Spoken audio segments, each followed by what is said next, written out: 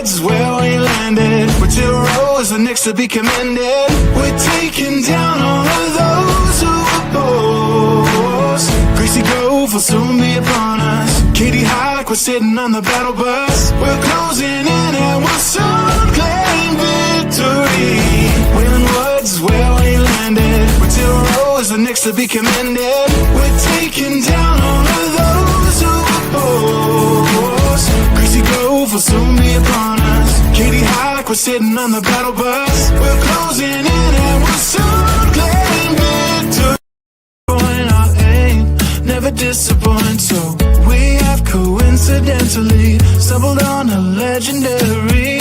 Wait until they see us now, waiting for the opportune time to show 'em this new power of mine. Wailing Woods where we landed, with 2 rows of Knicks to be commended. We're taking down all of those who oppose. Gracie Grove will soon be upon us. Katie Hike, we're sitting on the battle bus. We're closing in and we'll soon claim victory. Wailing Woods where we landed, with 2 rows of Knicks to be commended. We're taking down all of those who oppose. Gracie Grove will soon be upon us. Katie Hike, we're sitting on the battle bus. We're closing in and we'll soon claim victory. Our aim never disappoint. Welcome everyone to Unplugged Unfiltered. I am Brian Clements. I apologize for the late start. We've had to pivot a couple times tonight. In the words of Mike and Cass, pivoting is the crucial key to everything. So we're trying to get our new podcast studio set up, and was running into some audio issues, but we are here, we are live, and we have Seth on with us tonight. And when I tell you I am excited, so I met Seth through Mike and Cass, and the more I've dug into his story, into what he's done, it has become truly incredible. And I'm so excited to have Seth on here. And yeah, it's going to be an awesome podcast. So everyone who's watching already, we've got the viewers on here, we've got viewers on TikTok. Everyone who's watching, make sure that you guys share this out, because you are not going to want to miss this podcast with Seth. So Seth, welcome to Unplugged Unfiltered, and thank you so much for joining me tonight. Typically we would have Bob here, but Bob had some other things that came up, family related graduation things, so he said that was more important than my podcast, and it hurt me a little bit. But I think we'll let him go so that he can attend some graduations. So yep, no, that's great. I just had graduation last week myself for my daughter. Oh, nice. That's awesome. Yeah, graduation's a fun time. It's also kind of, as a parent, it's kind of a scary time. You're like, oh man, my kids are graduating. Where did the time go? It's a little dose of reality, I guess, should we say. So anyways, Seth, introduce yourself a little bit. Tell us, a little bit about you, a little about who you are. And then we're going to really just kind of dig into, what drives you, what has created Seth, but give our viewers a little bit of a overview of who you are. Sure. It's a long and varied story, so it's always hard for me to elevator pitch it. But I think very briefly, I'll start with family. I've been married for 33 years, coming up in August, to my wife, Emily. We met in high school. Well, congratulations. Thank you. We got married at the age of 18 and 19. And so we beat the odds. We've got 3 children. Our oldest son, Sir Wade, lives in New York. He's 31. He's been married for 7 years. My oldest daughter, who just graduated, Alyssa, is 26. And my youngest daughter, who graduated last year, is 22. That's awesome. We currently live in Minnesota. That is an achievement. I mean, and like you said, you beat the statistics, because young marriages, especially as an entrepreneur, that can take a toll on a marriage. I mean, even not a young marriage, just being an entrepreneur Yep. can take a toll. So that's awesome, and congratulations again. And like you said, you're now in Minnesota, and I would say somewhat God's country, because it is beautiful in parts of Minnesota.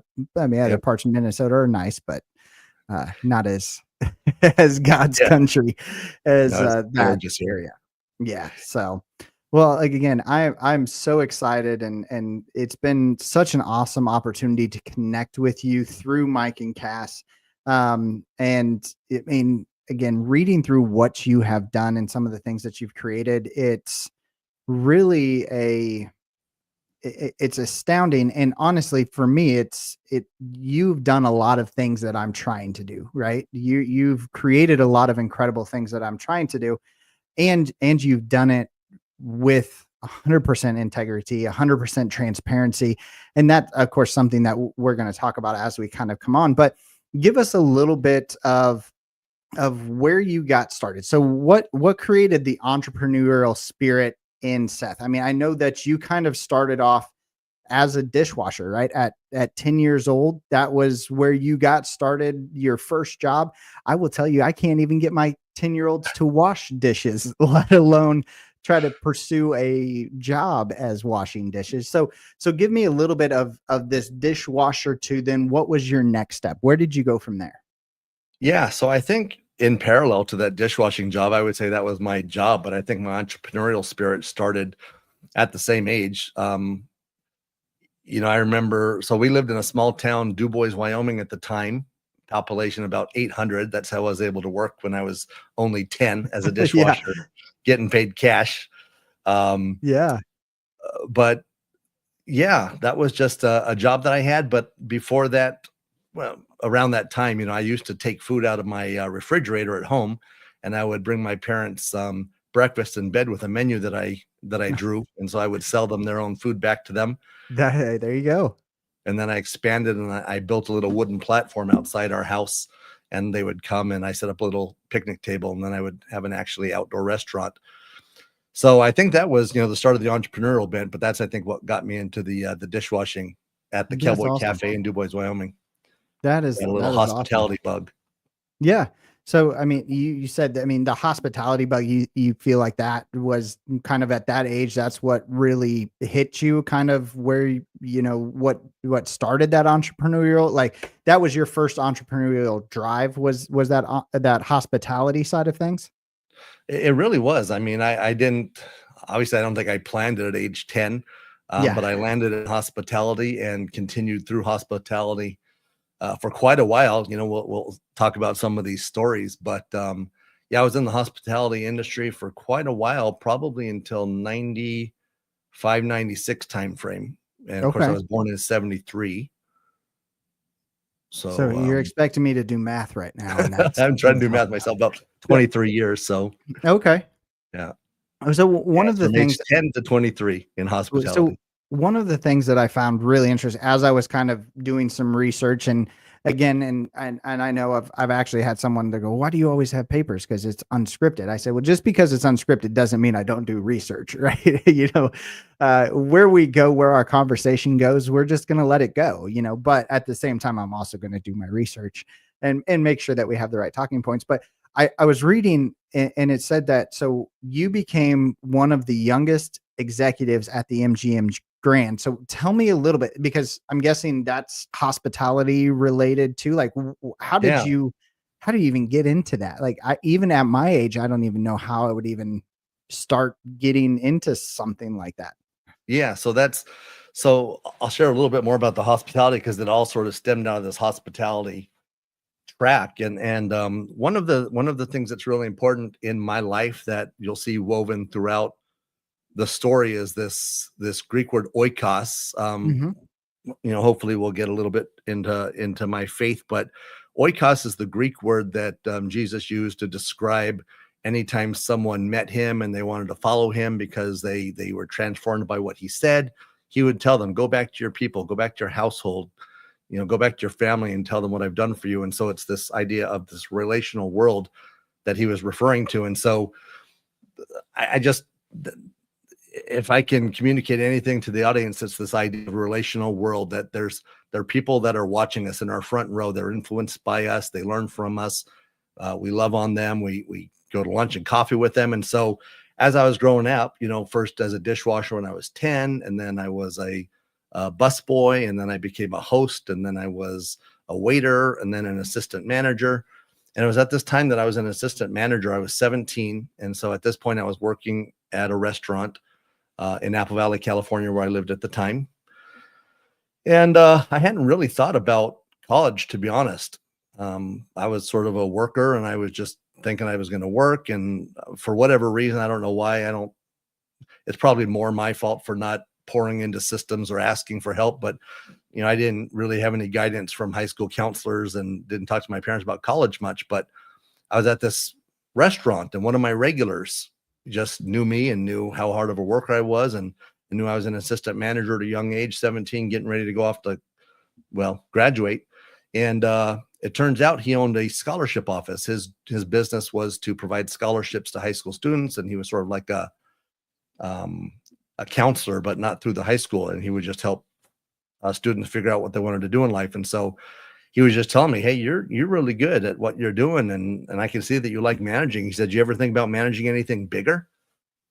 We were about 2.5 hours from Las Vegas, across state lines, Nevada. But he said, because we're a county that touches Nevada, UNLV, University of Nevada, Las Vegas, offers in-state tuition. He says you might consider going to Las Vegas. It's really cheap, and manage those hotels. It'd be a much bigger opportunity for you. And so that's really what happened. He told me about this opportunity to go to UNLV, and that's what I did. Went to UNLV.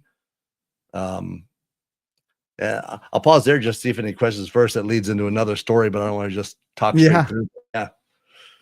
Yeah. I mean, would you like me to share that story? I guess. Yeah, absolutely. Definitely share that story. All right. So this is actually one of my most favorite stories. I tell this story a lot, but unfortunately, as I get older, the audience around me gets younger and younger. And so nobody seems to know the movie Secret of My Success. Do you happen to know that movie? I do. Yes. Yep. All right. Thank goodness. So I was a big Alex P. Keaton fan with the 3-piece suit. I used to dress in a 3-piece suit in elementary. Yeah. And just loved Alex and his business mind. And so when I went to UNLV, my first class, Hotel 101, we had an assignment to go to one of the front desks of the local hotels and just park ourselves in the front desk area and write a report on what we observed. And if you're familiar with Secret of My Success, he, without giving away everything, he was a small Iowa farm boy. He went to New York to make it big. The city sort of beat him up, and he ended up getting a job in his uncle's business in the mail room downstairs. He pretended to be an executive. Yeah. He was privy to information that came through the mail room, pretended to be an executive, and ended up taking over the company. Yeah. And so that was one of my favorite movies. And so that movie came to mind as I was thinking about this. And so I had this idea to go to the thrift store, buy myself a used 3-piece suit. And instead of going and sitting in the front desk, I walked into the executive elevators at the Excalibur Hotel in Las Vegas, which is a large castle. Yeah. And I just walked upstairs, and like the kid in the movie, I just was reading all of the memo boards and all the letters that were being written, interdepartmental memos. And so I would go around to the different departments because I had the names from the memos, and I'd say, hey, I'm working with Kim in accounting. I'm an intern. And she sent me down here to the warehouse to get a manifest of what came in. And then I'd walk down, to another department and say, hey, I'm working with Carrie in warehouse, and they need this and that. And so I just kept walking around and introducing myself as an intern, that I was new. I was working with these people, and I needed this information. And for those who remember, when the Waco compound in Texas, there was a big standoff between the feds and this compound. I actually watched that take place in the executive lounge of the Excalibur, drinking their coffee and eating donuts. Oh, wow. So anyways, I got all this information. I got investor photos and reports and warehouse manifests and shipping documents. And I gave my report. And of course, I got an A in the class for the report. But more importantly, when the MGM Grand Hotel and Casino was opening in 1993, one of the executives that I met at the Excalibur remembered me as having worked at the Excalibur say, "Hey, Seth, didn't you work with, so and so at the Excalibur?" I'm like, "Yeah, I did." And she says, "Why don't you join me in the MGM Grand? I'm leading up the retail department." And so, anyways, that's how I got my first career job at the MGM, was through this, secret of my success story, where I met this executive at Excalibur. And then, of course, the good thing about me was I had the skills to back it up. So once I got the job at the Excalibur, then I was rapidly promoted until eventually I was the casino marketing analyst at the age of 19 with a petty cash drawer of $30,000. And that's where I gained a lot of my experience from that experience. Awesome. Yeah. Well, it also sounds like you could have been a pretty good character for Ocean's 11. I'm just saying, you just kind of that, you were able to kind of sneak your way in. Now, I feel like security now might be a little bit more tense than what it was back then. But again, I always say, with a good suit and a clipboard, you can pretty much go anywhere in this world. So yeah, a little confidence as well. Yeah. And that's awesome. I mean, and just being able, it's seeing what your project is, right? It's seeing what, okay, here's my project. Here's what I'm set out to do. And then taking it to that next level, thinking outside of the box. I mean, how many other kids in your class went, you know what, I'm going to take this the next step. I'm not just going to sit in the lobby or at the front desk, but I'm going to absorb everything that I can possibly absorb. And I mean, that's truly, truly incredible to that. So I guess one of my other questions is, as you were growing up, what did you have as far as like a support group? Was your family an entrepreneurial family? Like, what kind of, was there something from like your family side that spurred this entrepreneurial spirit? Well, what's interesting about it is, at the time I would have told you no. I didn't realize where it came from until years later. It turns out that my family was actually, so my mom and dad, they left Brooklyn, New York in the 60s. They sort of had a falling out with their parents. And so they left New York for California, and I didn't really know my extended family. And so I wouldn't have told you that I got anything from my parents in terms of entrepreneurship. They were both in the education field, teachers and principals. But later in life, when I met my extended family, when I started going to New York, I realized that it must have been genetic, because everybody else outside of my immediate family, were entrepreneurs. I think my great uncle, Alan Sabinson, was a vice president of ABC. My uncle, my mom's brother, who was killed by a drunk driver on Christmas back in, I think, 69, he was a computer programmer.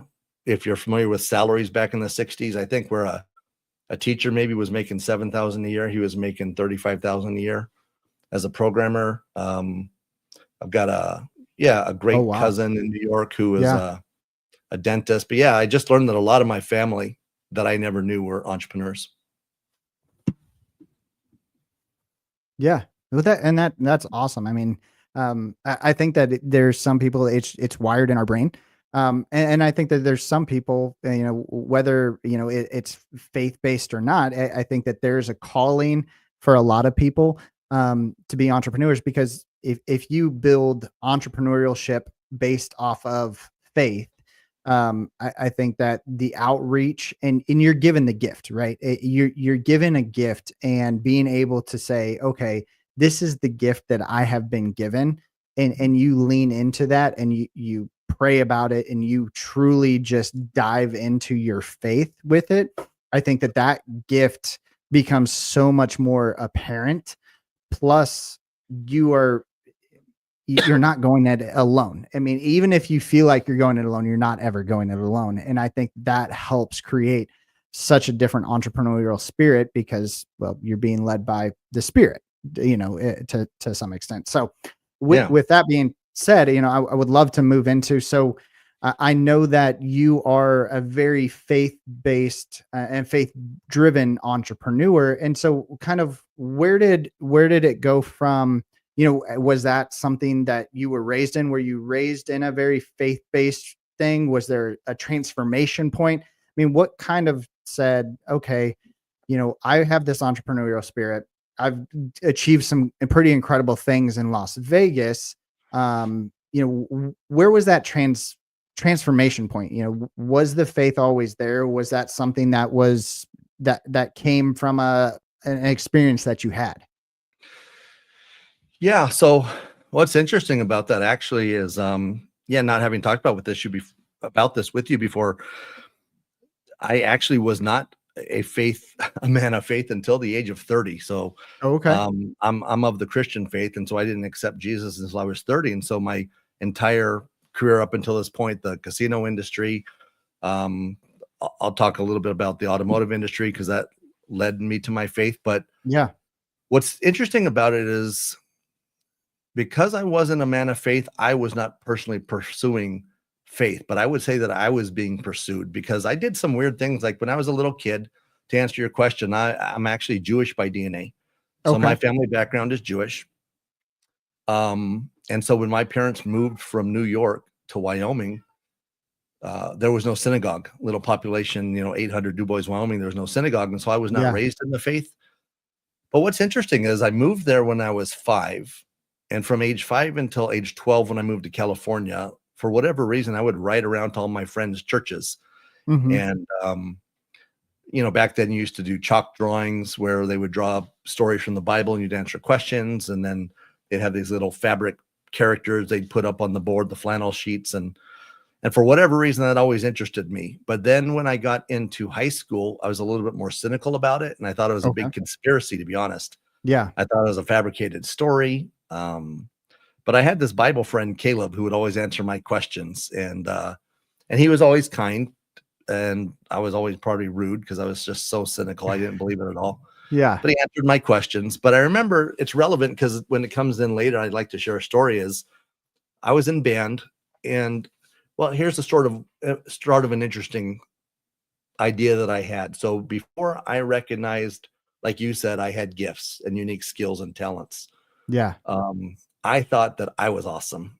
I didn't recognize that each of us, yes, have unique gifts and talents. And I just thought I was awesome. And so, it started in high school. I was band president. We had about a 250 member band. We were a really good band. And we were actually the official band for the Los Angeles Dodgers. Oh, And wow. so I actually played in the 1988 World Series where Kirk Gibson hit his famous home run. Yeah. And so, when you have this idea that you're awesome, your band is awesome, you're the president, and you go to the World Series, how cool is that? Yeah. Also played for President Reagan at the time. When I got into the casino industry, the Excalibur, where I had my little secret of my success story, that was the largest hotel at the time. When I worked for the MGM Grand and opened that property, that was the largest hotel in the world at the time. Yeah. So I had all these stories of the largest, thinking that I was also, on this huge stage and awesome. And so then what happened was I left the casino industry actually in a made for TV kind of movie fashion. I had uncovered some theft up at the Flamingo Hilton in Reno. I had transferred from Vegas MGM to Hilton Corp. Yeah. And so when I was up in Reno, I discovered some theft. And I don't know for sure if it's because of me, but when I discovered this theft, I actually left in the middle of the night fearing for my life based on what I'd found. And I'd sent a report of my findings into corporate. Yeah. And within the 2 years, that casino was bulldozed and turned into condos. Oh, And like I said, I wow. don't know if it was because of me. I've always thought it was, but Yeah. when I left the casino fearing for my life, I basically ended up at a car dealership Okay. in Apple Valley, California. It was a friend of mine owned the dealership. I got a job. I wasn't very good at the time, but what I did was I brought all my analytics skills from the casino industry to the auto industry. And so one of the things that we would do is we just analyze everything. I would reconfigure the lot to where we would put all the cars together by color. We'd have all the whites and all the blues and all the reds. And I Yeah. would track the traffic and see sales based on a lot pattern based on color. And then we'd Okay. organize it by price point, do all the cheapest cars up to the most expensive, analyze it, see if that lot configuration made any difference. Then we'd change it up and we'd put maybe more expensive SUVs to the back of the lot with cheaper vehicles to draw people in, like we did with the slot machines. You put the penny slots in the front to draw Yeah. people in. So we started doing all this analysis of the lot configuration, and then ultimately I wrote what I think was the first web-based CRM in the automotive industry, because General Motors came and looked at it. The largest dealer in the nation was using it. But using this web-based CRM, we would manage all of the traffic data and follow up. And so we improved dealership sales by 30% at the dealership, Buick best in class. But finally getting to the faith story. So ultimately, though, I left this dealership to start my first business, and it was this software. And so I was in the automotive industry, and I was selling the software for about, I think $25,000 was the most that I sold it for a dealer license. Okay. And I had an appointment with this largest dealer, and I was going down. I told my business partner, I think I'm going to get $35,000 this time. This is my goal. Yeah. And so interestingly enough, I wasn't a man of faith, but my son was 9 at the time. My wife wanted us to start going back to church for him so that our kids could grow up with faith, because she had a faith when she was younger. And so we were going to church, and this message that I heard was about the story of Peter. It was in Luke chapter 5, verse 1 through 11. And anybody familiar with that story remembers it's a story about Peter. When he met Jesus, he was a fisherman, and Jesus, he had a horrible night fishing. He didn't catch anything. And so Jesus told him to cast his net off the boat again. And Peter's like, whatever. And he did. And he just drew in this massive haul of fish, the biggest in his life. And basically Peter went and followed Jesus after that. And so I was down at this dealership thinking in my mind, I'm going to get 35,000. And there I am with the dealer. And when I heard that story, what it meant to me was that God cared about our work, that he valued what we did, that he watched us, he observed us, he knew what we did, and he, was willing to bless us. And so I was sitting there at this dealership, and I was about to write 35,000. The guy said, well, tell me how much. And he pushed a piece of paper over to me with the pen. And he said, write down a figure. I said, here I go. I'm going to get 35,000. But then that verse came to mind, and I just started talking to God. I'm like, do you know what I'm doing here, God? Like, do you even know who I am? Do you care about what I'm doing? Like, can you bless me like you did Peter? Like, what does this mean? I said, do you even know who I am? And I sort of challenged him. I said, if you are real and if you're there, then show up in my life. And so I wrote down $100,000. Yeah. And I pushed it back. And the dealership owner looked at it for a second, and he said, done deal. And anyways, I was obviously ecstatic through the roof. And when I left that dealership, that's actually when I gave my life to Christ. I prayed in the car and I accepted Jesus. And to me, that was just a demonstration that he cared about who we were, what we did, and he showed up for me. So that's awesome. So anyways, that was the point in which I became a Christian. And then when I was able to look back, then I recognized, once I got to know who he was more and how he wires us, then I recognized that he had actually given me all those gifts. Yeah. Which is an interesting thing, that, even if you're not a Christian, the way that God has designed the world, people who are very successful, like I think about, Mike and Cass and Gary, even though they're not of the Christian faith, they're just kind, genuine people. And I think they display the attributes of God. The way that he designed the world is to be kind, to love on others. I think business, you can find throughout scripture, just in terms of the right way to do things, is a design of God. And so whether you have faith or whether you don't have faith, I think there are certain principles that work in business because they were designed by the creator, and they're just right. Yeah, absolutely. Absolutely. And then that's an incredible story. And I think one of the things, and this is something I've actually had a conversation about another entrepreneur about, and he's like, man, I cannot catch this break. And he's like, I prayed about it and I prayed about it and I prayed about it. And I said, as much as praying is great and all, it's not the lottery. You can't just expect that it's just going to become an overnight success because you prayed about it. You have to look for the opportunities that are created for you around it. And he's a very, very strong Christian. Actually, a kid I went to school with, and he was just like, well, I prayed that we would get, and it's like, okay, that's great, but you didn't do the 5 steps to get you to that point. You can't look at it as it's a lot. You have to build your gift, right? You have to take the steps and not just look at the long term. It's all of the little things that are saying, hey, here's your gift. You gotta feed that, and you gotta feed that faith. and not just use it when it's convenient, you know. And I think that that's something that, you know, as you look at as you look at saying, okay, business, right, is you have to walk in that faith throughout all of it, not when it's just convenient, because there's sometimes that actually in the world that we live in, it can be a negative mark against you when you're dealing with some people, but with other people, it's a positive. But if you do it and you walk by faith and you truly believe what you're doing, and you truly believe in that the creator has your best interest at heart, the impossible is not impossible. And it's truly an incredible thing. And your story is amazing. And as much as I would just love to sit here and just, you know, go, okay, well, you know, Yeah. just, I would love to sit here and have that kind of a conversation with you. And I would love to maybe do another one with you where it's more like that. But, you know, moving on into the entrepreneurial side of things. So you close Yep. this $100,000 deal, right? Yep.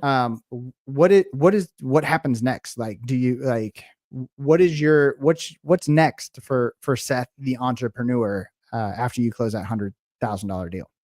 Sure. So what was interesting is, you know, there's just so many details I forget all the time, but that wasn't the only thing that I was doing. So,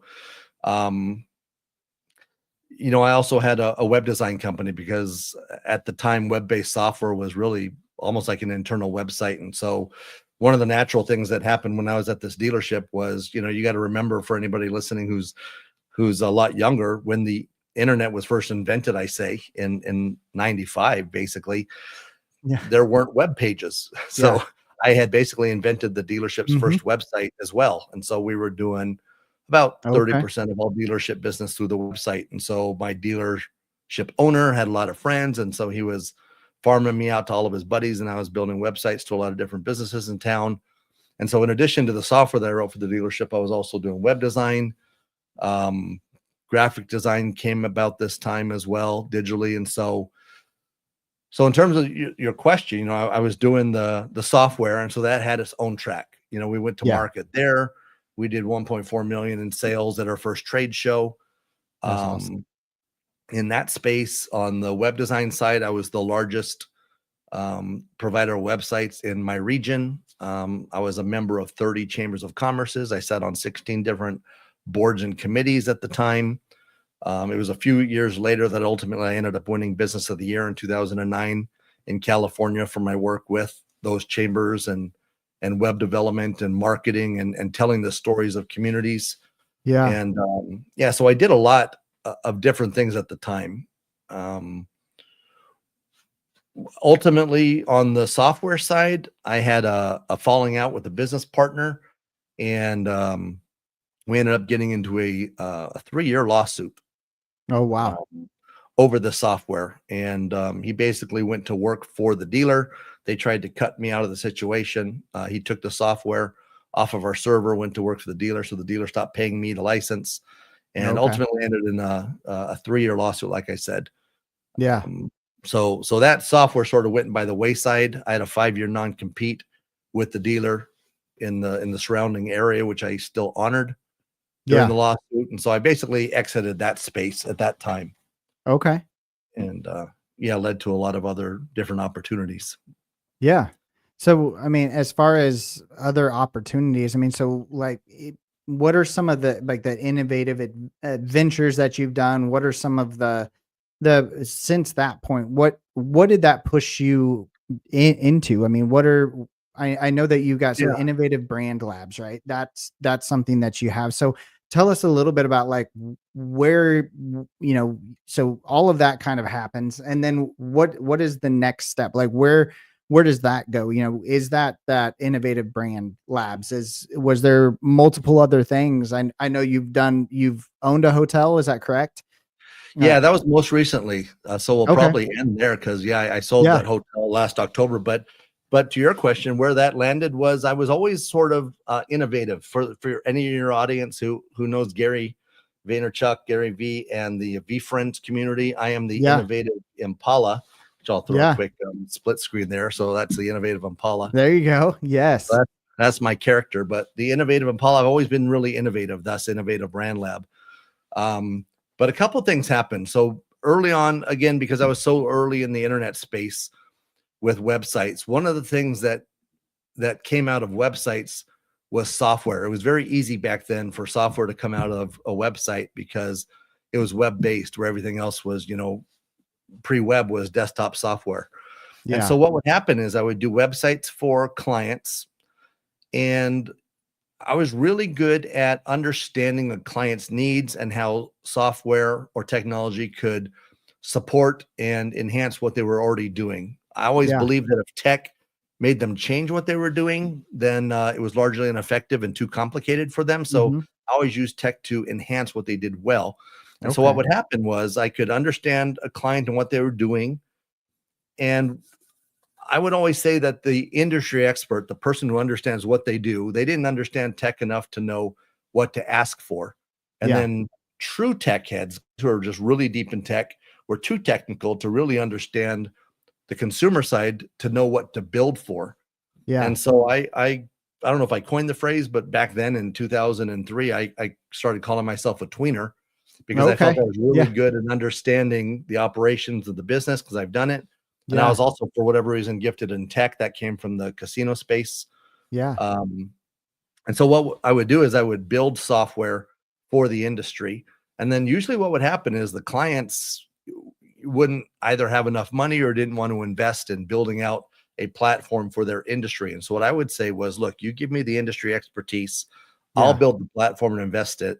And then for your time and your investment of knowledge, I'll sell the software and pay you back a return until you've got some amount that's equal to what you think you put into it. Yeah. And so I started building software, web-based software for the Chamber of Commerce industry. And then I did it for car dealers, and I did it for the insurance industry. I did it for the healthcare industry, because I build websites for almost any industry you can imagine. And so that product was called Site Builder Web Pro. Okay. And I basically created industry specific versions of it. So I had Site Builder Web Pro, Chamber Web Pro, Automotive Web Pro, Campaign Web Pro, Healthcare Web Pro, and Broker Web Pro, which was a fun little Gary story I'll tell in a little bit. Yeah. But yeah, so I basically started writing software, and I called myself an industry specific solutions provider. Yeah. And so ultimately I had 21 different industry software platforms that we went to market with, and we're pretty successful with that. That's incredible. Fast forward a little bit, when I went through this lawsuit, obviously it got really tough. I basically lost everything. Even though I ultimately won the lawsuit and the judge sided with me, I could not compete with the largest dealer in the nation, and they just buried me. But ultimately, when the judge sided for me and I was done with it, it took me a couple of years to stabilize. And I was actually praying not to go into faith again, but I just said this really intense, deep prayer, and I just asked God to help me get stable again. And he literally answered me within 5 minutes. I had prayed to meet 6 people, and actually Gary was one of them, but I prayed to meet 6 different people.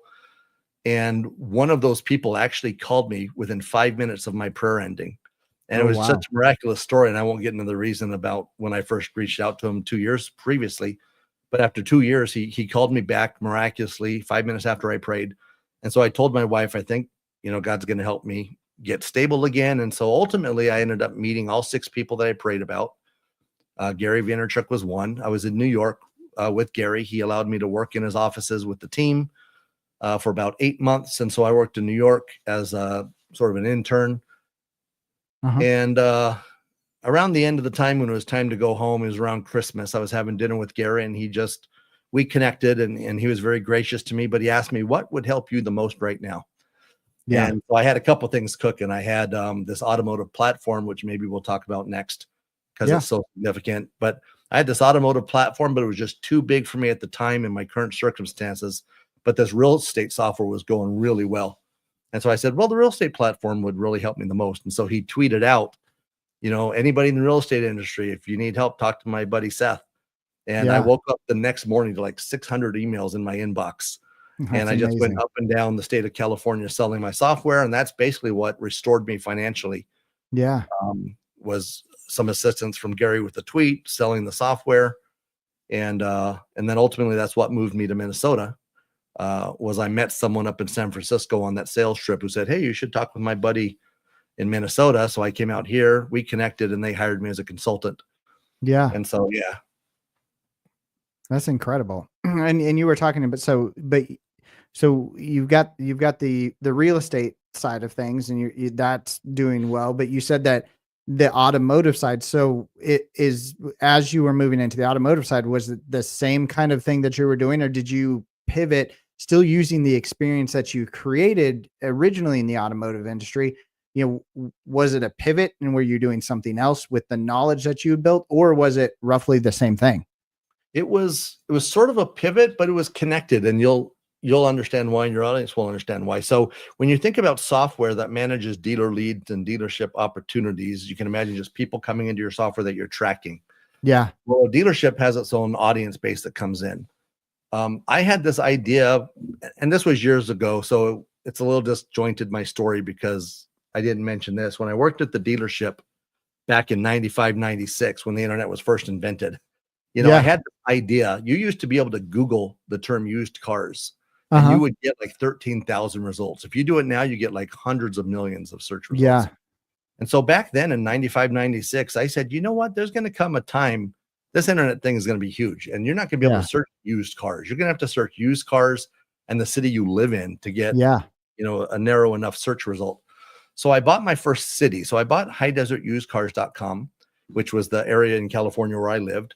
And I went out that night to test my theory. And I said, hey, I went out to a dealer and I said, will you pay me $500 to put your inventory on highdesertusedcars.com? And he said, yes. And then I went out and I did that 32 more times. So in 32, I signed up 32 dealers in 2 weeks, paying me $500 a month. Yeah. And launched my first city. And then I said, I'm onto something. Let me do it again. So then I bought FontanaUsedCars.com. I went down to Fontana. I did it again. So then I just started buying cities. So I bought like PhoenixUsedCars.com because I could fly there on Southwest for $39. Yeah. And I bought San Diego because I could fly there. So I started buying cities on the Southwest flight path. And ultimately, I now own 86% of all cities nationwide. Oh, wow. SeattleUsedCars.com, AtlantaUsedCars.com, DallasUsedCars.com. And so that was the automotive platform. I was basically like, if I can generate my own leads to come into a system that I manage. So it sort of combined my software platform on the back end for me with a front end funnel system to generate lead traffic. And back then, when you had 1,000 domains that all linked to one another, that generated about 10.5 million page views per month organically without any paid media. In fact, there wasn't paid media at the time. So I had just built this large organic traffic lead generation machine using thousands of websites. And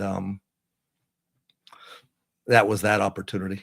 That's awesome. That's awesome. And it's again, you took something that you had already learned and something that you knew, and you go, well, there's going to be a need for it. I mean, it's that forward thinking that drives an entrepreneur. And I think that you're forward thinking, whether it's from buying a 3-piece suit and going, I'm going to expand into the hotel industry. I'm not going to just sit at the front desk, to going, okay, I'm seeing what's happening here, and I'm willing to put in the work. I'm willing to go out to all of these dealers and say, hey, listen, I'm going to put in the work. Here's this software. Here's this website. It's going to be awesome for you. I'll do the work. You just give me the rights to it, kind of a thing. You give me your inventory to put on here. And that's awesome. I imagine with everything that you've done as far as business, whether it was the software, whether it's this different city usedcars.com, you've had to become somewhat of a leader in organizations. Or have you done all of this by yourself? Has this been something that you've done, or have you had employees that I've always had employees. Well, not always. I've had a lot of stuff I've done on my own, but I've had employees. So with my web development company, we had 13 employees. I also had a networking and repair company with 2 locations. We had 9 employees there. We managed networks for school districts and corporations, doctors, and everything was new. So, and again, innovative. Like when tablets came out versus laptops, that was huge for doctors to be able to go into an exam room with a tablet and write customer notes. So I was always looking at new technology and bringing it in. With the used cars network, when I had all these sites that were generating organic traffic back in 2012, Google came out with what was called the Panda update for anybody out there familiar with SEO. And so when search engine was disrupted, because basically what Google did was they killed this concept of networking 1,000 sites together. Yeah. Most people don't own 1,000 sites that are like mine, where they actually had real data, real dealers, real inventory. They were link farms where they just bought cheap sites, linked them together, because that was a strategy. And so when Google Panda came out, it tanked my traffic. So I went from 10.5 million page views to almost nothing overnight. Yeah. And so then what that did in terms of being innovative and looking at what's coming next is then when I had to figure out how to drive traffic myself, that's when I got into paid media and generating traffic through social media. And so that led to my starting a marketing company. And then we started doing for others what I learned how to do for myself.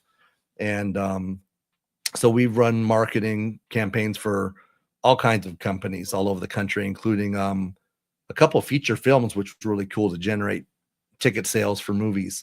That's awesome. But yeah, I've always had employees, and then probably take us now to the hotel. So during COVID, I had an opportunity to buy a hotel with a business partner of mine, because the hotel, as everyone knows, COVID hurt so much. You couldn't travel, you couldn't, eat in the kitchens downstairs. So there was this hotel that we were able to buy cheap, that was sort of struggling during COVID. And then, like many times throughout history, when times get really bad, unfortunately for some, it is an opportunity when others can pick up those pieces. And so we picked up that hotel during COVID, and I ended up selling that about a year and a half ago.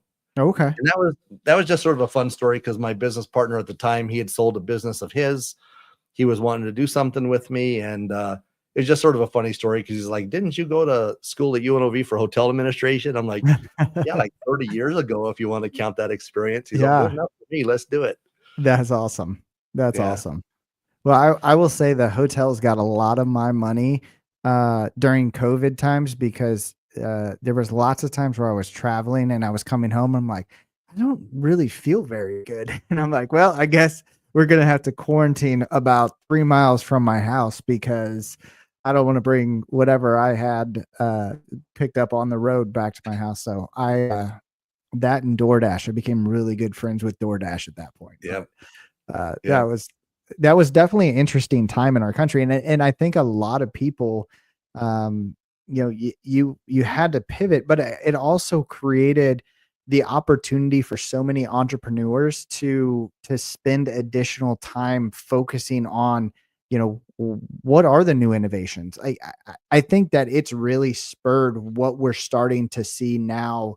And we I talked about it last week, just with the Generation Alpha. I think the Generation Alpha is going to be a generation of incredible entrepreneurs. I think that they have more tools to become entrepreneurs than any other generation has ever experienced. I think with AI, you have the most incredible tool if you know how to use it right.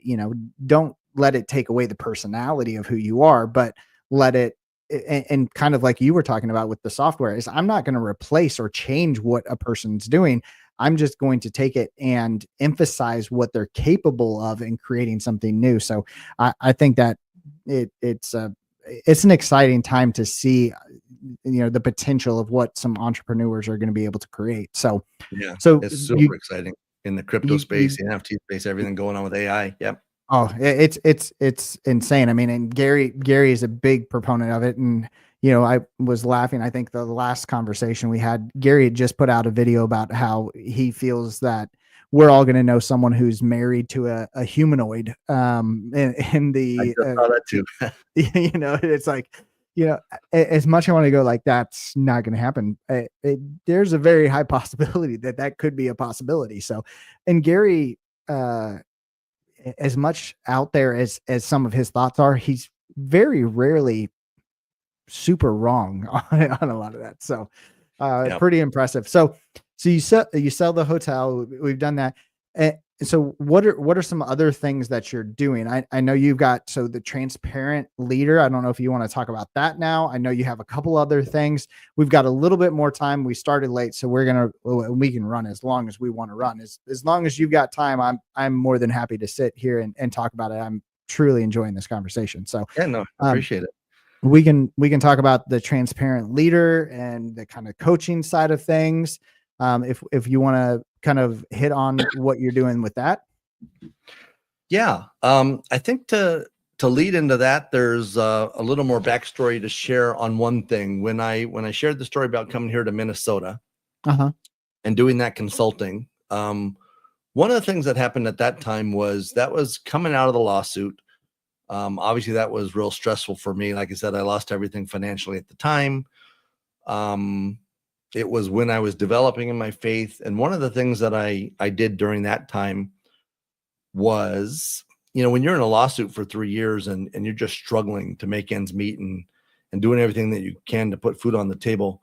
One of the things that happened was I felt like I was spinning my wheels. Like, I was working 20 hours a day and I just was not making it. And this was early in my faith. And so one of the things I just decided to do, it was like after 30 days of just nothing working, I said to myself, you know what? I could have literally sat at home and played with my kids and taken care of my family emotionally for the last 30 days and been in no position financially any different. And so I tried something, which was I just trusted that God would provide if I took some time out to care for my family. And so I stopped doing these 20-hour days. I just worked the best I could with a normal, reasonable work day. Which just to clarify, I do believe that there's times where you should work hard, and if things are whether it's good or bad, there are times. At this time, I knew it was not the time to keep pushing, and there was something else to learn. And so I spent some time taking care of my family because I wasn't doing real good on that front. And so that was a period of time when I shifted my focus and understanding family, my relationship with my kids, raising them up. And so then I spent the next 30 days just pouring into my family. And it was at that time that really everything financially started to turn around, and we got out of all of our debt and paid everything off at that time. But that continued into when I moved to Minnesota. I decided not to go real hard into business again. I did this consulting gig and I did some other things, even though when I say that, I think I recognize that me not going real hard is real hard for others, because me not going real hard is I ultimately ended up starting 6 businesses during this time. But I sort of retired, if you will, and really focused more on my family and my faith. So that was my priority. And I did this sort of consulting and business, not as hard. And so the reason this is important for the story is that I made a conscious decision that I was not going to go hard in business until my youngest graduated and went off to college. And so that was 2020 was the original plan, moving to Minnesota in 2012. And so when 2020 came around and my daughter was going off to college, that's when I said, okay, time to get back hard into business. And so I'd taken my savings that I'd accumulated, and I started 6 businesses because I wanted to do something different. So I didn't know what it was. So I started a mobile app development company, started a new web design company, did a tourism portal, exploreupnorth.com, which just promotes northern Minnesota as a destination for travel, a couple other businesses. But it was literally 2 weeks before COVID hit. So on my used cars platform, when the traffic tanked in 2012 and I was retooling, this is when I was going to go really hard on the used cars and I was going to ramp that up. So I put about $100,000 into paid media testing. And anyways, 2 weeks later, COVID hit. So it basically shut down all those businesses. One of the other things that and it was sort of, I mean, I'll say it's God's timing. That's a whole nother discussion. I don't want to confuse anybody on that, but I would say it's God's timing only because also in 2019, I started a nonprofit. In 2016, I went on a mission trip to Ukraine. And in 2016, 17, and 18, I went 3 years in a row. I just had a transformational experience. And so at the end of that experience, I started impactukraine.com because I knew that I was going to be doing work in Ukraine. Well, for that next year, We planted a church. We did some youth leadership development coaching. And then when COVID hit, obviously there was more need there to help people in Ukraine. And so we did that. But then in 2022, and so all that's to say that because COVID hit and I didn't go hard into business like I'd planned, I was available for then what God had next, which was when the war in Ukraine broke out. I had so many deep relationships in Ukraine that when the war broke out, we were able to raise about $1 million over the next 2 years. And I've got actually, I'll just throw up my little book here. This book here is a book that my Ukrainian daughter, I call her name is Maria. But I met her in 2016. She called me the day that the war broke out. The war broke out on February 24th, 2022. This is 24 stories of people that she knows and where they were during the war and what their story was. Oh, wow. And so she called me the day that the war broke out, and I was literally on FaceTime with her watching bombs and tanks and helicopters and Russian troop movement in the country. And it was terrifying. Yeah. And so by this time I'd planted 10 churches in Ukraine with my board. Yeah. So we had a large network. And so through our network of churches, we were able to start evacuating women and children. And for anybody who's seen Schindler's List, did they know that final ring? Have you seen Schindler's List? I have, yes. Okay. So you know the ring scene. Yeah. I won't give it away, but the ring scene, it was basically I had my own ring scene moment where every bus ticket to get somebody evacuated was $186. And so it was just this really surreal experience to know that every time we raised $186, we were saving somebody's life and getting them out on a train. And then we were evacuating so many people that eventually it was cheaper to buy buses and vans. And so then we bought a couple of buses and vans, and eventually we'd evacuated over 3,000 people. That's incredible. All women and children at this point. Men weren't allowed to leave the country. And then over the next 2 years, we just were able to provide a lot of humanitarian aid through our 10 churches. And that goes back to that word oikos from the beginning where I told you. Yeah. Our differentiator was that we worked exclusively through relationships or relational world. All the money went to people that we knew, that I had relationships with, that I'd worked with from 16, 17, and 18. And so that's where I was at basically from 2022 until now. We still run it. We've expanded our work into Honduras, Uganda, and Somalia, and the organization is now called Impact World Change. ImpactWorldChange.com. But that's where Transparent Leader comes in. Transparent Leader is a book that a good friend of mine, when I very first came and accepted Christ in 2003, this man, Dwight Johnson, who just passed away 2 weeks ago, actually.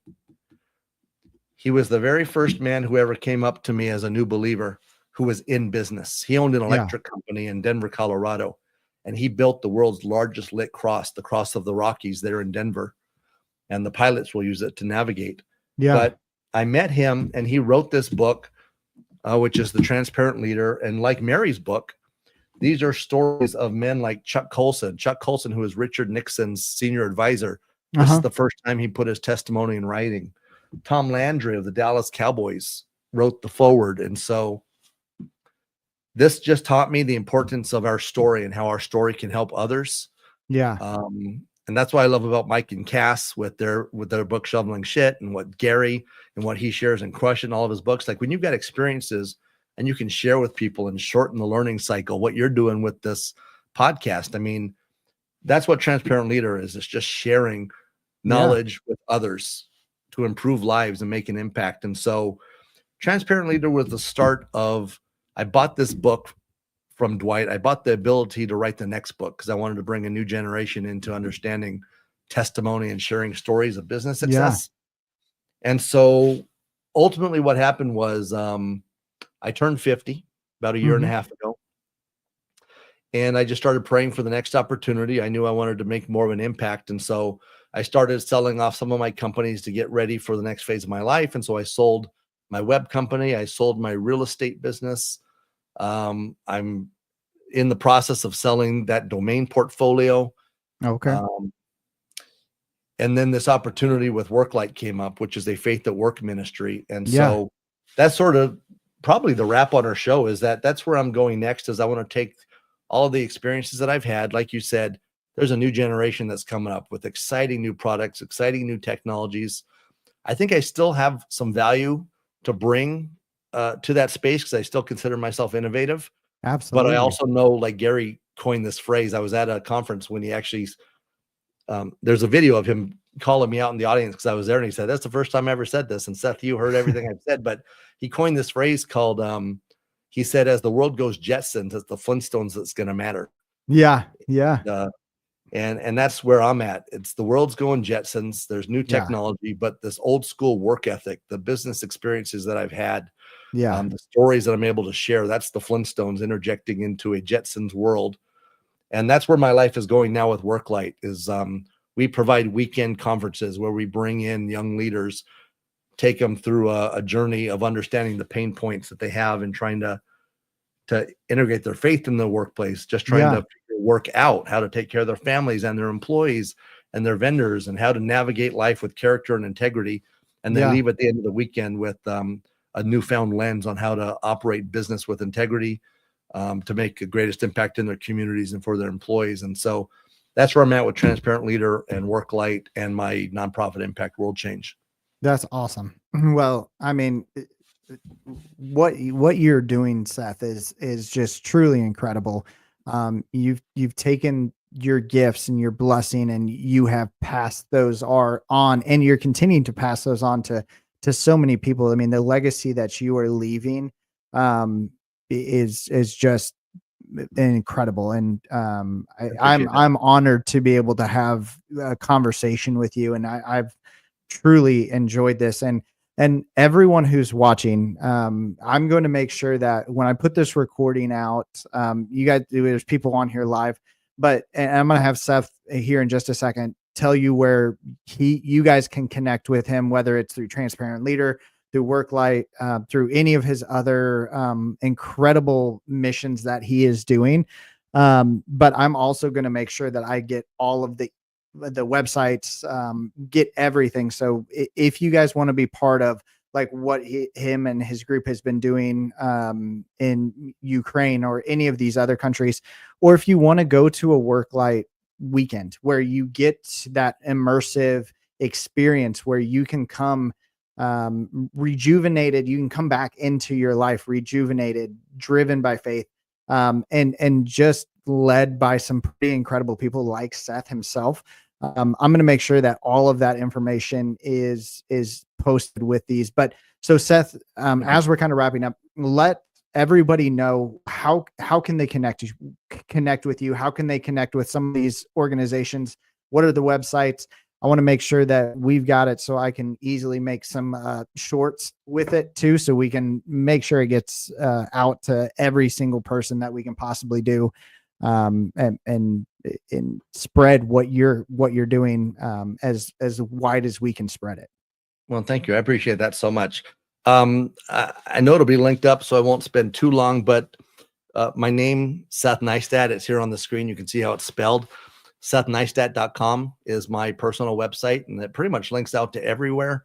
But I will call out the three ones that we talked about specifically. TransparentLeader.com. That's where you can learn more about the book that's coming out. And I'm finishing up the new book now, so it's not available for sale. But if you want to follow it, TransparentLeader.com. Worklight.org is the Faith at Work ministry. If you're interested in getting together with other business leaders and learning from some well-skilled leaders who've got years in the business. MyCityUsedCars.com is that largest network of websites for anybody interested in that. And then I'm pretty much Seth Neistadt everywhere on social media. So I'm on X and Instagram and Facebook, LinkedIn. It's all just at Seth Neistadt. Yeah. So I thank you for that opportunity, Brian, to share that information. But yeah, anybody just reach out if I can help in any way. Yeah, no, I mean, it's like I said, it's been such an honor to have you on here. And as you get closer and closer to releasing that book, I would love to have you on. I mean, I would love to have you on every week. I mean, I've truly enjoyed this conversation. And I do think that we need to do another podcast that's not as entrepreneurial driven, but more V-Friends driven, because you have created a new addiction in me and my kids in the VFriends community. It's been great, especially with the Topps Chromes VFriends. I got some of the boxes and I let my kids start opening those boxes. And they've been able to open some packs. And when I tell you the excitement that they've gotten from just a simple refractor, and then just the trading of it, my kids love them to death, but a lot of times they don't see eye to eye. But when it came down to trading some of these cards, it's been a blast. So I would love to have you on. We'll definitely find a time to have you on again. And you know, again, we can do one about VFriends. I would love to do one about faith with you as well. Not just entrepreneurial, but Seth, again, it's been incredible. I appreciate all of your time. With that, everybody, thank you guys so much for watching. You guys are incredible. If you want to connect with Seth, I will make sure I get all of the links attached to the recordings here. So with that, it's time for us to unplug, and we're going to end it right now. So thank you guys so much. Thanks again, Seth. And we will catch you guys next week. Never disappoint, so we have coincidentally